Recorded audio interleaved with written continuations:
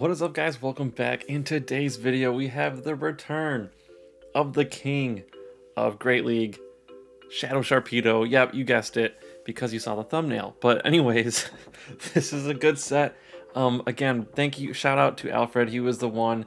If you haven't seen the original Shadow Sharpedo video, I'm gonna put it up in there in the corner. Please give it a watch. It is very entertaining. It kind of gives you a whole backstory of how Shadow Sharpedo has been like a running meme on this channel. But anyways, without further ado, let's just get into it. We'll not get into it. Let's do the pronunciation first. I want to bring back Mantine because in a prior video, I was reading that book that I have, the Essential Deluxe Handbook, and it pronounced it Mantine. Apparently that was how it was pronounced like in the early seasons of Pokemon. And I think it's how they pronounce it in Japan maybe, but I was doing some research, but it is a combination of manta ray and like the marine, marine biology, so Mantine. So that is how you pronounce it from, like for English pronunciation. So anyways, just want to get that out there and let's just get into the battle. So all you need to know is that he's leading Shadow Sharpedo, so that's really all you need to know, but I'll put the team below me and you can see the team comp that he has and the moves. Let's just get into the first battle. Alright, so the thing you need to look out for if you are going to be gutsy enough to run one of these in the lead is the leads you need to run from, Galvantula being one of them, and pretty much any grass type. So he switches out immediately into Venusaur and gonna go head to head against the Galvantula. Gotta look out for those lunges because they do neutral damage, but they do hit pretty hard and they lower your attack. So like, usually a good move is just to shield it. So that's what he does. He shields it and then it's just going to go straight Frenzy Plant and going to try to knock this thing out. But the opponent, if the opponent wants to keep switch, they would shield. But it looks like they're staying in. And so, their plan could be to like try to just burn shields and then farm up. Maybe they have like a Marowak in the back. So it is kind of a different scenario when your opponent stays in. Usually they will counter switch against you. But when they stay in, you got to watch out for that. They might purposely lose and then go for the farm, or they'll just stay in and try to win switch advantage, which is what they do there. So the Shadow Sharpedo is able to get that waterfall off before a Volt Switch because the waterfall is 1 turn quicker than a Volt Switch. So is able to get that 3-turn move off. The damage knocked it out before the 4-turn Volt Switch came in to, take a huge chunk. So anyways, Shiftry is in here, and then Marowak is in against that. So the Lowland Marowak is really super effective. I mean, not really super effective, but it's really good against Shiftry. You just got to watch out for the energy because Shiftry generates energy crazy fast, as you guys already know, and it does resist the ground moves and the ghost moves. So, but the fire spin damage is really what you're going to use to beat it. And then a Shadow Victory Bell comes in the back. So very lucky composition here, except they have a lot of against the Shadow Sharpedo, cannot beat it. It was literally 1 waterfall away from winning. So just gets fainted down. That Razor Leaf just completely melted it. So that's the risk you run with Shadow Sharpedo. So anyways, let's go into game 2. Let's see if we can get a better lead this time. And it's a Gengar. So another pretty decent lead. Well, this is not another, but this is a decent lead because the dark typing of Sharpedo resists the ghost move. So they switch into Azumarill, and then so Alfred switches into the counter switches into Venusaur. So it's a pretty straightforward match. You got to watch out for the ice beams, and so if you're counting the moves, which I would recommend, and you notice that the Azu throws a charge move after just 5 bubbles, then that's an ice beam, and you can know with 100% certainty. If it's 6, it could be a play rough, but usually you don't want to risk it. So usually it's best to just shield anyways. That way you don't lose switch advantage. So anyways, gonna come in with the Frenzy Plant and the opponent lets it go. So very interesting play here. I'm gonna probably look to come back in and farm up with Gengar, but the problem is Venusaur charges pretty quick as well. So if you're a Gengar, you have to watch out for that. So the Gengar does throw a charge move hoping to KO, but it doesn't, and so the Venusaur is able to get another charge move off. So this is a very good scenario for Alfred here. And then knocks out the Gengar, so this is looking really good. Okay, Beedrill, and now you can come in with Marowak. Probably don't even need the Sharpedo at this point because the fire moves are going to do super effective damage against the bug typing from this Beedrill. And X-Scissor is resisted, Bug is resisted by Ghost. and they are going to quit. So very, very good match there. The opponent concedes the match, and so he goes 1-1 in this set. 789th win, so pretty good. All right, next game, game 3. Please be a good lead, and it's a Golurk. Oh my gosh, this is a huge lead. Watch how much damage these shadow waterfalls do. 1, 2, 3, 4 would have almost KO'd. So literally 4 waterfalls would have been like 98% damage. So they switch into Galvantula, and you gotta be quick on the switch because that Volt Switch can take a huge chunk. That's one of the things you gotta be good at, is just having some good reaction speed.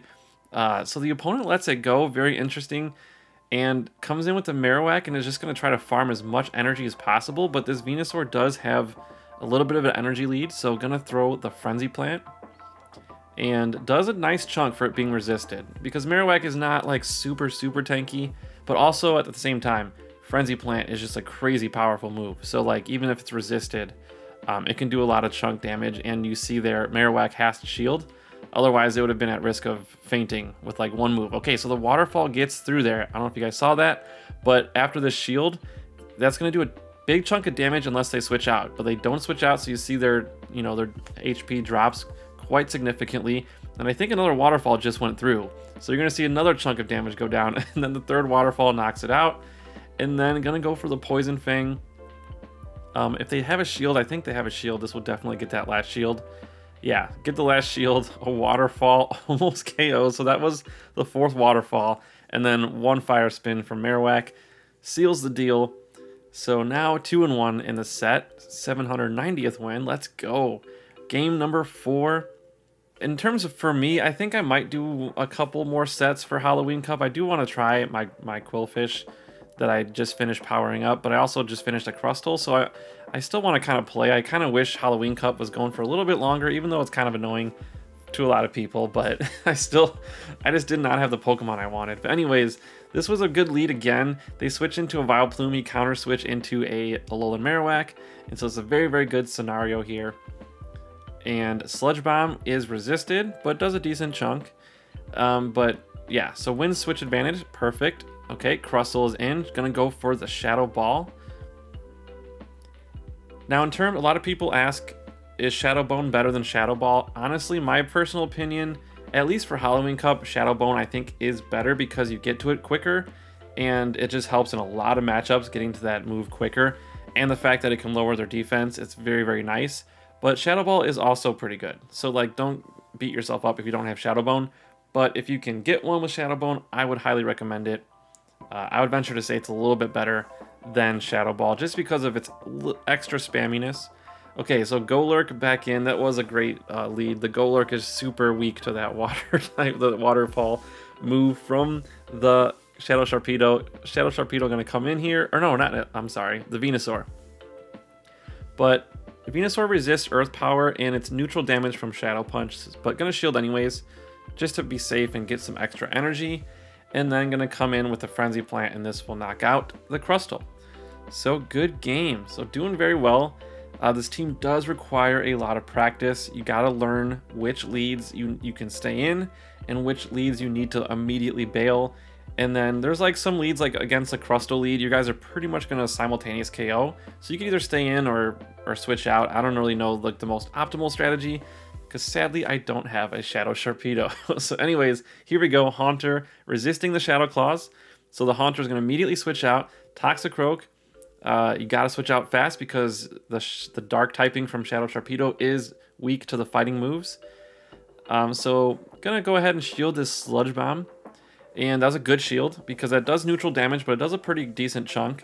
And so it's a good shield on Alfred's part here. And then gonna get a shield from that Frenzy Plant. So gonna go for another Frenzy Plant. And I imagine this will get shielded again just because they already committed the first shield. Yep, so it does get shielded.